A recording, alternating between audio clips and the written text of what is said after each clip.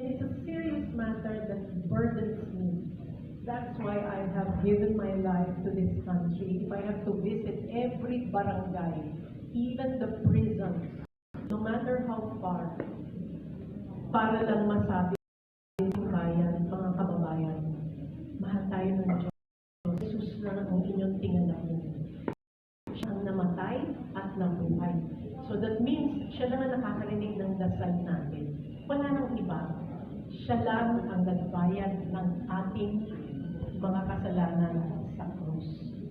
Kaya suklam na suklam ang ating Amang Panginoon, kapag meron tayong pinupuntahan na ibang dinadasalan, which is the downfall of this nation. And this is the truth. You will probably hear this from many people.